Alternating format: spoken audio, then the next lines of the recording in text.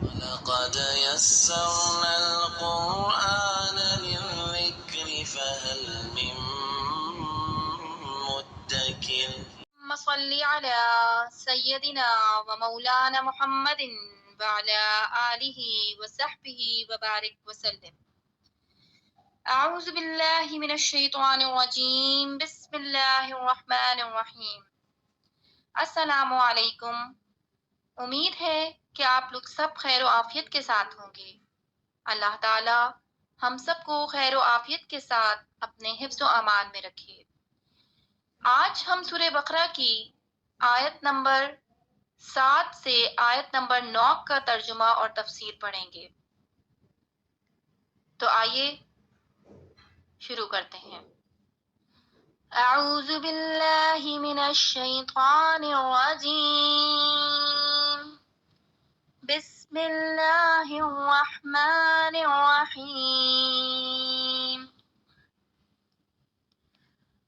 ختم اللہ علی قلوبہم وعلی سمعہم وعلى أبصارهم غشاوة ولهم عذاب عظیم۔ ترجمہ: اللہ نے ان کے دلوں پر اور کانوں پر مہر کر دی اور ان کی آنکھوں پر گھٹا ٹوپ ہے اور ان کے لیے بڑا عذاب۔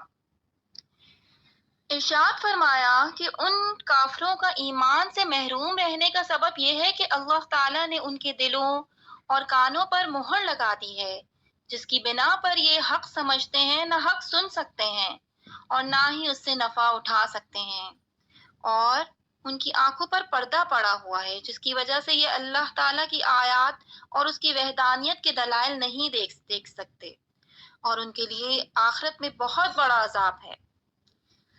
یہاں یہ بات یاد رکھیں کہ جو کافر ایمان سے محروم رہے ان پر ہدایت کی راہیں شروع سے بند نہ تھیں، ورنہ تو وہ اس بات کا بہانہ بنا سکتے تھے، بلکہ اصل یہ ہے کہ ان کے کفر و عناد، سرکشی و بے دینی، حق کی مخالفت اور انبیاء کرام علیہ الصلاۃ والسلام سے عداوت کے انجام کے طور پر ان کے دلوں اور کانوں پر مہر لگی اور آنکھوں پر پردے پڑ گئے۔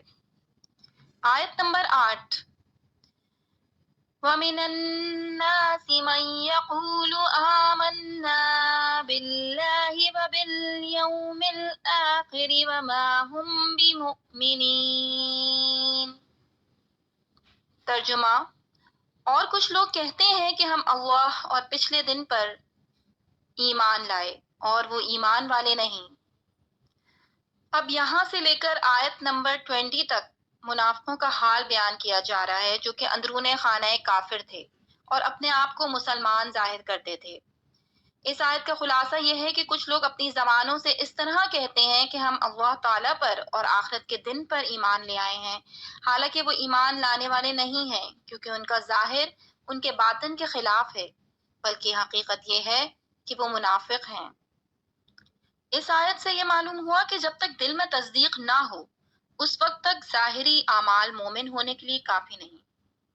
یہ اسلام اور مسلمانوں کے لیے کھلے کافروں سے زیادہ نقصان دہ ہیں۔ منافقوں کو کچھ لوگ کہنے میں اس بات کی طرف اشارہ ہے کہ یہ گروہ بہتر صفات اور انسانی کمالات سے ایسا عاری ہے کہ اس کا ذکر کسی وصف و خوبی کے ساتھ نہیں کیا جاتا، بلکہ یوں کہا جاتا ہے کہ کچھ لوگ ہیں۔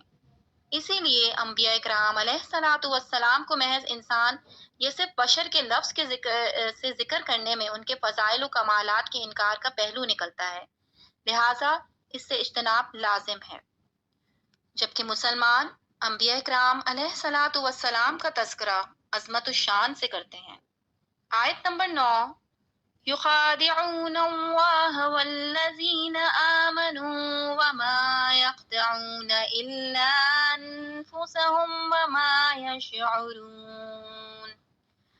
ترجمہ: فریب دیا چاہتے ہیں اللہ اور ایمان والوں کو، اور حقیقت میں فریب نہیں دیتے مگر اپنی جانوں کو، اور انہیں شعور نہیں۔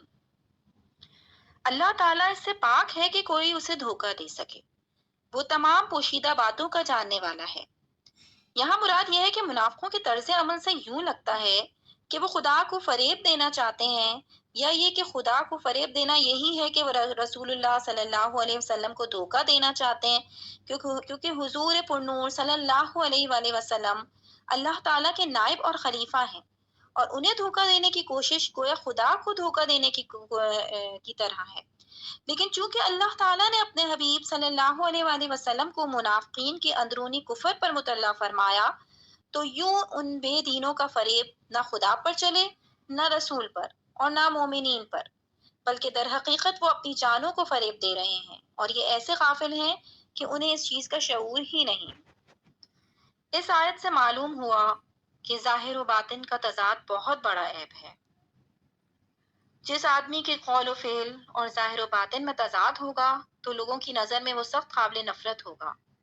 ایمان میں منافقت مخصوص لوگوں میں پائی جاتی ہے، جبکہ عملی منافقت ہر سطح کے لوگوں میں پائی جا سکتی ہے۔